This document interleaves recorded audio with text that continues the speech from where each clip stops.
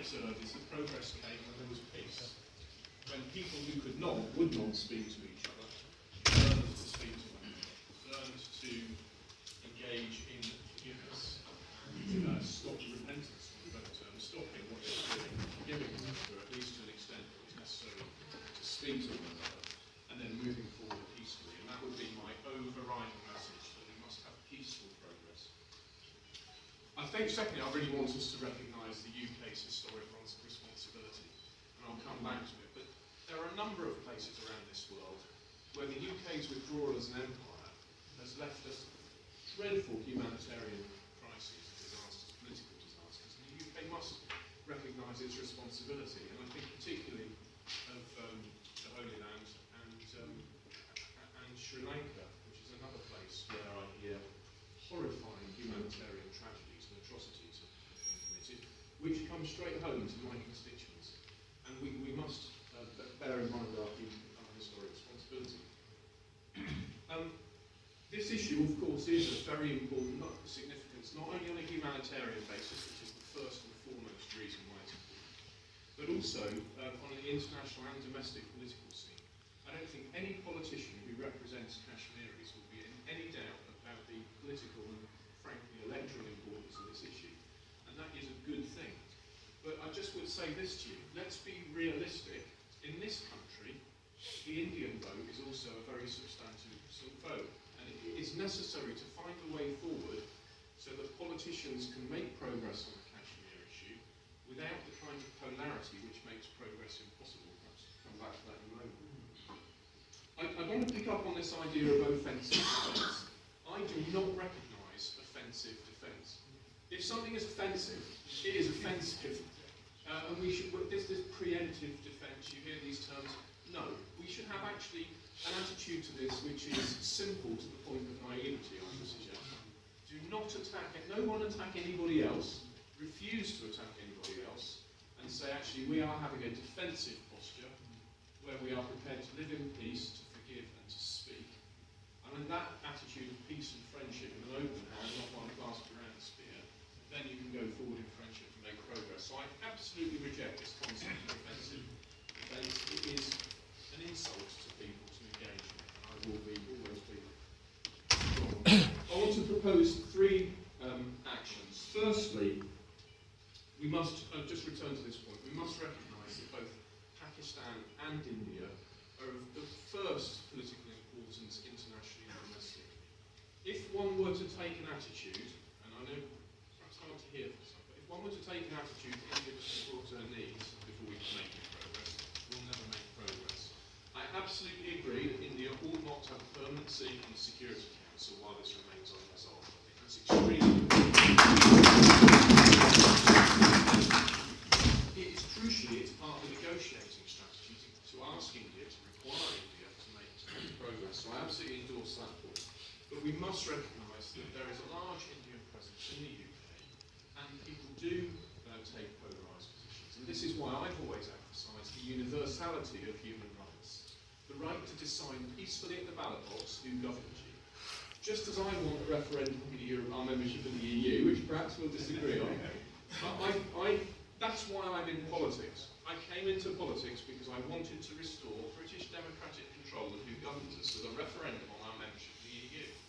I'm pro-European in the sense of loving Europe, but I do think that democracy matters and that we must have the opportunity to choose or reject our governments peacefully at the ballot box.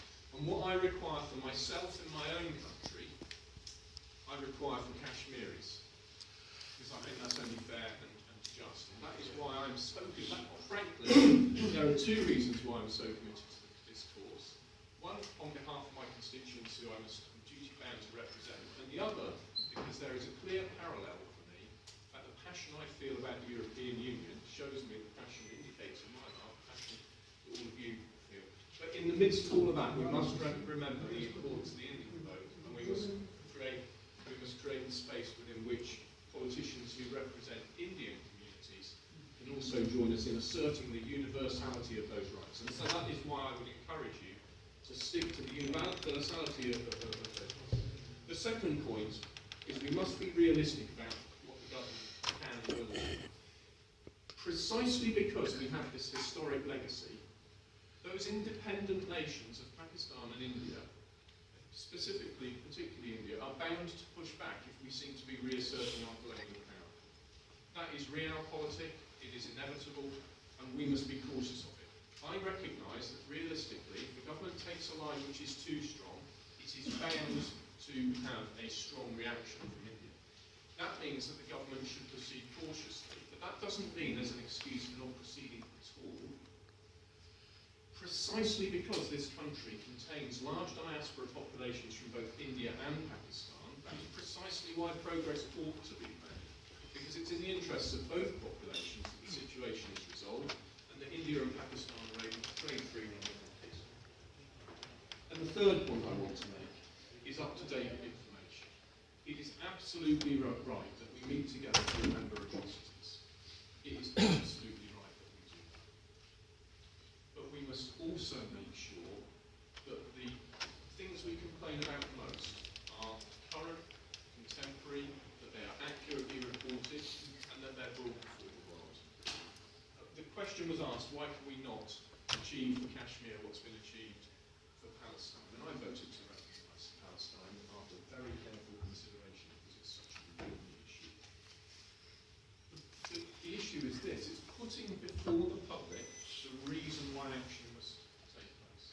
And it's no good, frankly, showing people things that happened decades ago. We have to show people things which are happening now. And there's no reason not to. Many of us in this room, I've seen, we've got smartphones. I'm standing before at least 4 cameras. Absolutely no reason why we can't show people using the internet what is happening today. And that the things which are happening today should be powerful enough on their own. I see we've got journalists in the room. You are absolutely crucial in this. You are so important. Showing the British people, wherever they may hail from, what is happening today, in order to put pressure on the British government to make progress which is fair to all people. And that is how we can make the same progress that's been made in Palestine. With that, I want to finish. I want to say thank you very much to Maz and Zira in particular here from I would really appreciate you waiting for me and bringing me. I have to say, this is one of the best meetings we've had here in Parliament for attendance. And I'll finish where I began by saying thank you, all of you, for being here. And let's go forward together peacefully to seek a just solution based on fundamental human rights to which everyone is entitled. Thank you very much. Lasharie Saab, who has organized this event on behalf of the Third World Solidarity. Thank you very much for doing that, because you people are trying to raise your voice in the support of the voiceless people of Kashmir. As my friend Mr. Khalid Mahmood just said that, I'm new here. Yes, I'm new in the last 4 months. I'm not that new, but I'm in the last 4 months. This is my 5th event on Kashmir, which I'm attending. It's very good, and I thank you all for attending this. I think, as MP Stephen Baker said, it's very well attended event, which I agree. Yes, it is. But my question to you all is, what have we achieved in the last 4 months of the 5 meetings we have attended? I think my friend Mr. Lasharie alluded to that, and I think he has given you the roadmap. I think that's the way to go forward. Because, let me share with all those who don't know, that the Kashmiris are the most peaceful people on this face of earth. They are the people who have never taken up arms, if you look into their history. But what made them to do this, what they are doing today?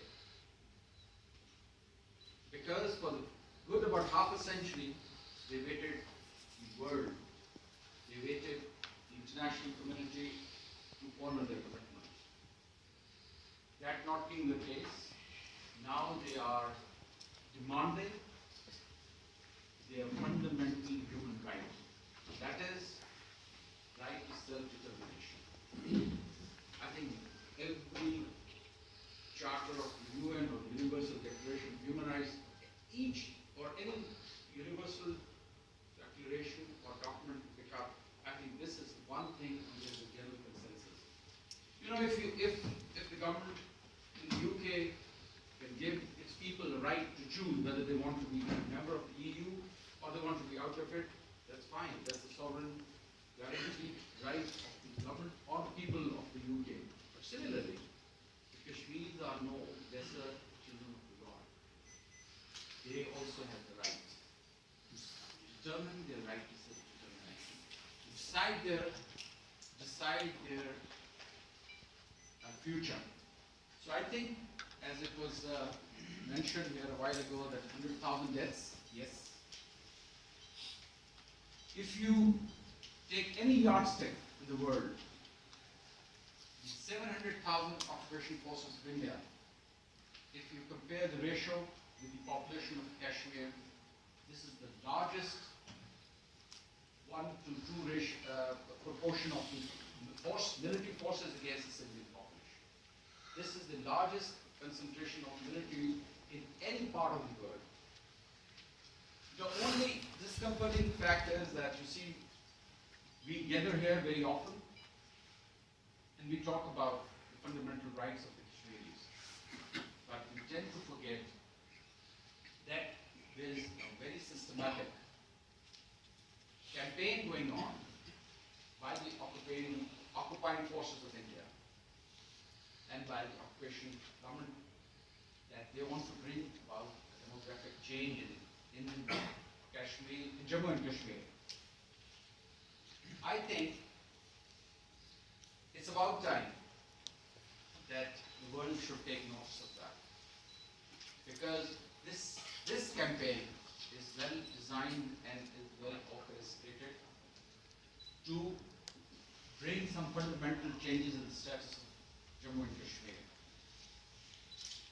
Let me assure you that the government of people of Pakistan, even it was said by the Prime Minister of Pakistan today while addressing the Azad Kashmir Assembly, that he said, whatever it takes, Pakistan will never step back from its support to the just and the principled cause of Kashmiri people. So I think that's our fundamental position, which we will adhere to. We will continue giving diplomatic, political, and moral support to the people of Kashmir. We have been doing it, and we will continue doing whatever it takes. There might be some conundrum for some people, that they have to choose between there are two communities, etc. I would say that, my dear friend, because I'm standing in the premises of the mother of all politics, and I would say, please take the position which is principled. Go for the principles, do not go for the head counts. And if the principle demands that there is a just cause for the Kashmiris, then please lend your support, because they are the people who have suffered for more than 6 decades. Having said that, I would say that we have never shied as a government, as a country, from having dialogue with anybody or everybody to resolve this dispute, which is one of the oldest on the UN International Charter, or UN agenda for the last 60, 70 years or so. But nobody should get us wrong that we will, under certain pressure, or for this reason or for that reason, we will not be standing by shoulder to shoulder with Kashmiris. We will, whatever it takes, because I think that's our commitment, that's the cornerstone of our policy, and we would be very happy to talk to our neighbor India across the table, which we have said time and again.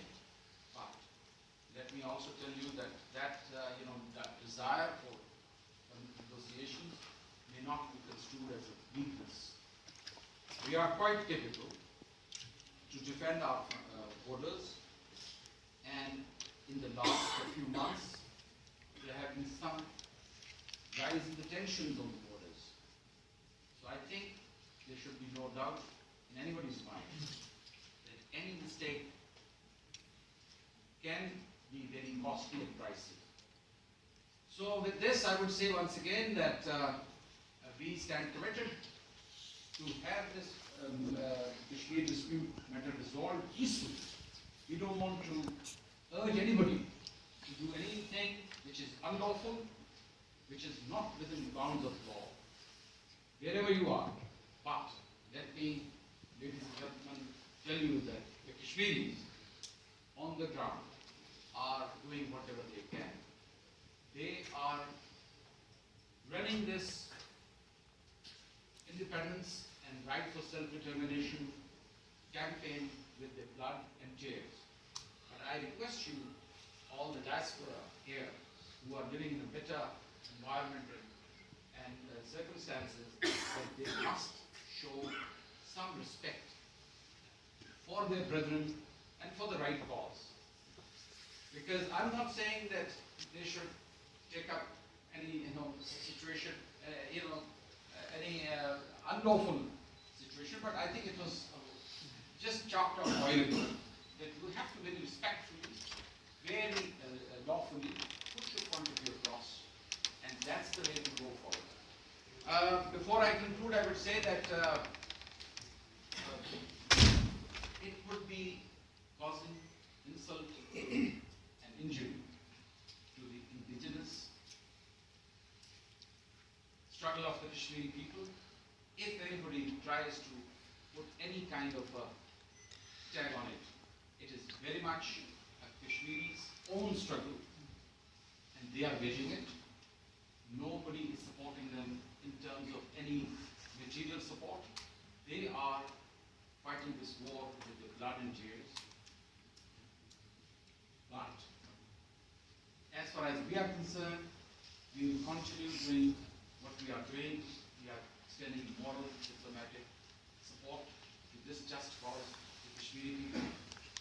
And we hope, like and all other, freedom struggles, freedom, independence movements, this will also, inshallah, one day see the light of the day, and Kashmiris will be successful. But nobody should think that, Kashmiris can be kept under chains anymore, because they have realized that they waited long enough for the world to come to their rescue, but that not be the case. I think it's about time that these events like today, where we express our solidarity with our brothers and sisters in Kashmir, it gives them source of strength that we have not forgotten them. Of course we have not forgotten them. And inshallah, together we will make reference. And I think it's a matter of principle. And let's stand up for the principles. It's not the numbers, it's the principle. I thank you very much for your patient hearing, and I once again express my gratitude for the Kashmir Solidarity Forum organizing this very important event tonight. Thank you very much. I said I've only been there about 3 or 4 weeks ago, and I have witnessed for myself, I've seen it myself, how many people are dying on a daily basis. And I think that really should come home to a lot of people. It's unfortunate that we don't have gas, we don't have electricity, or we don't have gas and we don't have oil in that part of the world, otherwise a lot of people would pay attention to it. But nevertheless, as the High Priest said, right, come what may, we will continue to fight for the just cause of our people. In fact, with 50 million people, it's not a small number. There are many places in the world where the number is much smaller and attention given to that part of the world. And frankly, this is about time that people do pay attention to. I'm also somewhat concerned about when politicians talk about that we should work peacefully and we should work and restrain and this, that, and the other. In all due respect, sir, I mean, I'm a councillor from the Labour Party, and my colleague, member of Parliament for Ren Moore, recently made a speech, right, about India, how democratic this place is. And I'll just say that, I was not just a simple thing, and I think it's important. And he was saying that, democracy in India is above anything else, and we should respect that. Well, how about respecting what happened to people in Kashmir, like? For those guys are forgotten, for God's sake. Right? And there are people who talk about we should work together and this and that. But these are the very people who really need to work together to facilitate what's going on. So with that, I have a little suggestion, sir, for all of you to understand and think over this, what I am going to say. During the apartheid time, in front of the embassy, there were two people sitting all the time, 24 hours, in front of the embassy, saying that we want equality in South Africa. Why can't we, Kashmiris, can do that against the Indian embassies all over the Europe, all over the world, in America and also in Asia? Why can't we put two Kashmiris in front of them saying that we want plebiscite in Kashmir, and I am ready to provide food to the people who will start over here in the United Kingdom. And not only here in front of the Indian embassy, but also all over the Europe. That is what is my suggestion, sir, and that is what I wish that you should consider for our liberation in Kashmir. Thank you very much. That is a good idea because that is peaceful, it will raise the political profile, nobody can argue with that. But we cannot endorse violence. If I'm asked to endorse violence, I always refuse. You cannot endorse it.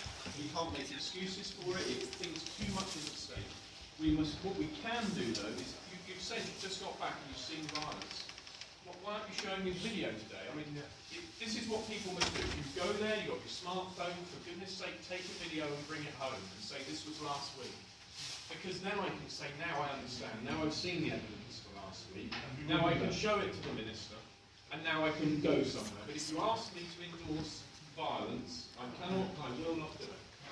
one moment, Sorry. First of all, I would like to say thank you very much, Mr. Lasharie, who has given me the opportunity to me and my wife to come in this park. And I want to say a question in the Urdu, and I want to reply from MP Sarwar in the Urdu because this much is about the Pakistan as well as people can see in the Pakistan. Sarwar Sahab, sorry, I do apologize. Khalid Sahab, सबसे पहले तो मैं salute पेश करता हूँ सईदाबादी, मुझे यहाँ नजर नहीं आ रही, जिस बहादुरी से उन्होंने इस्तीफा दिया था और उसके नेक्स्ट डे इसराइल ने अटैक करना बंद कर दिया था फलस्तीन में। ये ऑन द रिकॉर्ड है, क्योंकि उन्होंने ये इशू उठाया था कि ये ब्रिटेन जो है उनको वैक्सीन बेच रहा है। क्या आप ये बताएं कि आप लोग इस किस्म का कोई फोरम बना के यूएनओ में नहीं जा सकते, यूके के लोग हैं, तो best forum is UN to resolve this problem, Kashmir problem, और वहाँ पर आप जाके इस मसले को हल क्यों नहीं करते यूएन के अंदर जो है? That is the best place. इसका अगर आप answer from Kashmir. I myself live about 100 or 200 yards away from the border, and I lost my own family members through this violence from the Indian troops. 700 troops have been mentioned. I think that is something which you really are recording. The violence from people don't care.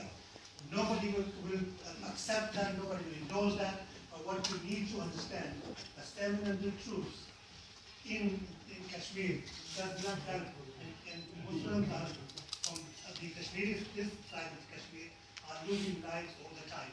That is something which really needs to be addressed.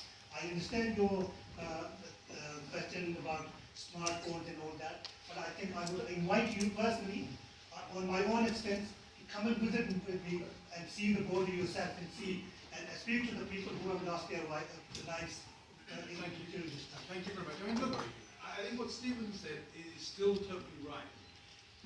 Please, by all means, invite us, and we have to go when we have the time to do that.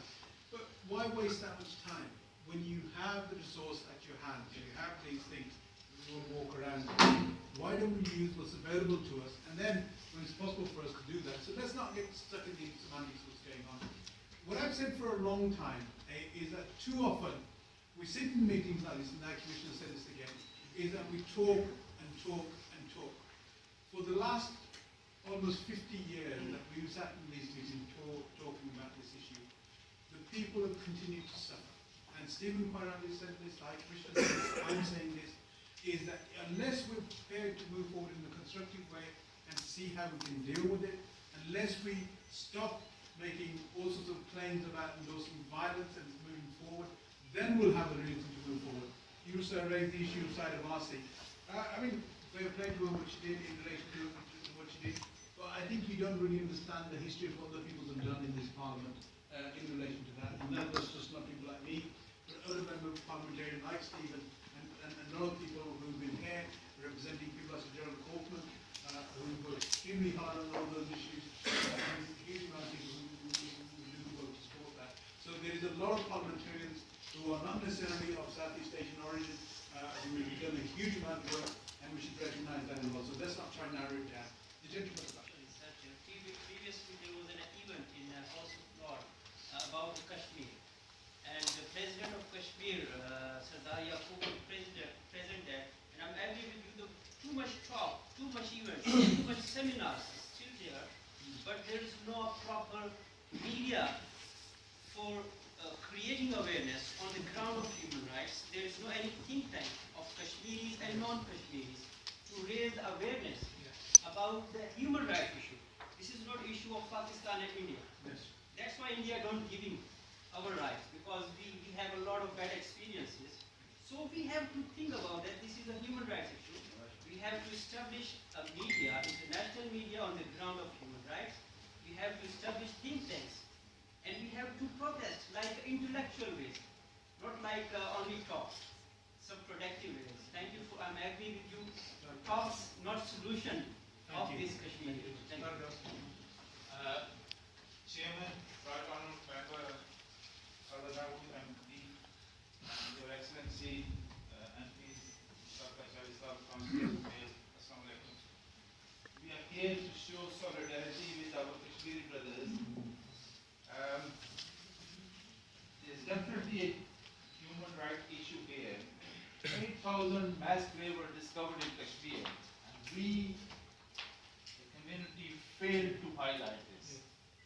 I will ask my government, which is British government, to get involved. When there was a dispute in Ireland between Protestants and Catholics, Senator Mitchell came from America, mediated, and we have found a solution. We need to have a third party mediation, bring India to the table, and I request my government, which is British government, to play their part.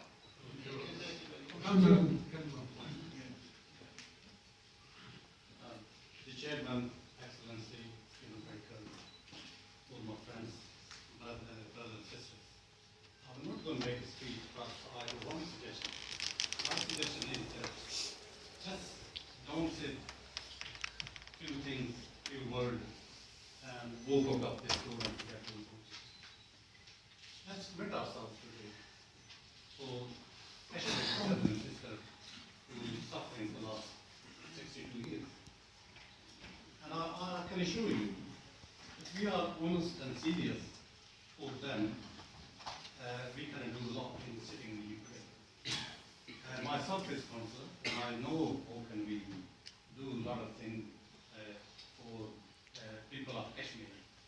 I can only say to you, oh, go home and go and see your candidate for the parliament. You got golden opportunity in front of you.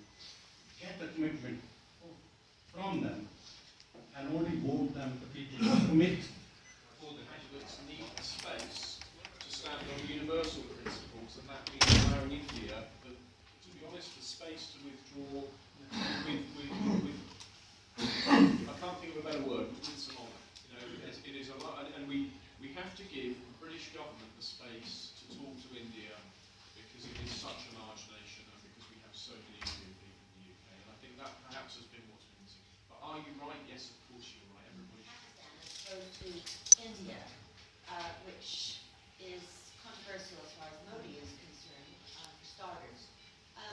What impact does that alliance have on a divided Pakistan? And I think that was perhaps directed to the Commissioner of Pakistan. Chandra, you see, thank you. China has good relations with India and Pakistan too. You know, with Pakistan, they have something like $12 billion of trade. With India, it runs into hundreds of billions of dollars trade with India. So I think these are not, we don't see the relations of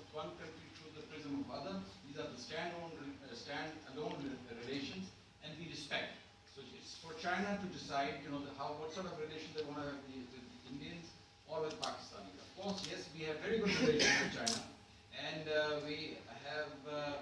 we are building upon those, and step by step, of course, there's no doubt.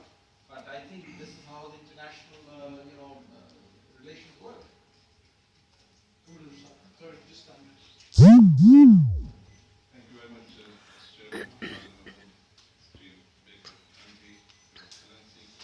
In fact, I think we misunderstood each other. What you're saying, you're quite right, but we are not in favor of violence, and we are asking violence. What all we ask, peaceful solution. And I'm just notifying one thing. Recent visit of President Barack Obama. He visited for 4 days India, and he refused to take questions on Kashmir issue. So, what our struggle is for peaceful resolve of this issue. That's what we are asking India and the rest of the world.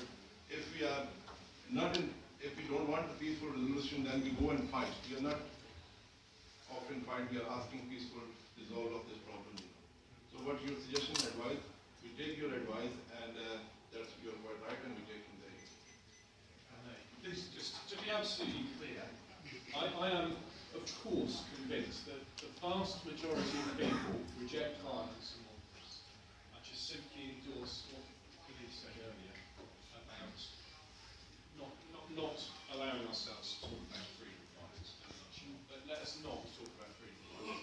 Let us instead commit to peaceful and broad resolution using democratic processes, because I am absolutely sure that the overwhelming majority of people do want peace and progress and prosperity, to worship God as they see Him in their own way, letting others go their own way.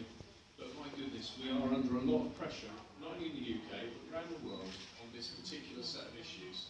And I want us all to just be absolutely clear that we want peace in all things, at all times. I think if you look at our website, it says all the disputes should be resolved through dialogue, not through fights. And that's why we oppose even America going to Iraq, America going to Afghanistan, because we think the wars will not bring in the peace. Peace can only be achieved through dialogue, and we believe in that. So that's why I was just giving a reference to the history, and I was saying that we should differentiate the peaceful struggle and the manning of ISS and other terrorist organizations. That was only my thing. Can I say thank you, everybody? I know there are a lot of people who want to ask questions. I will allow you on 16th of March, if you come to this room, everybody will be allowed to ask a question. But today, we are short of time because both of them have to go and campaign for their election on 7th of May. But let me conclude by thanking everybody. I'm not going to name anybody now. Thanking everybody. But can I ask everybody, go and speak to your neighbor who is not Pakistani or Kashmiri. Bring them in, because if you can involve the indigenous population into your struggle, that will be also very helpful, because Palestinian has done it. Palestinian solidarity campaign is run by the indigenous population, so bring in the indigenous population. Thank you very much once again.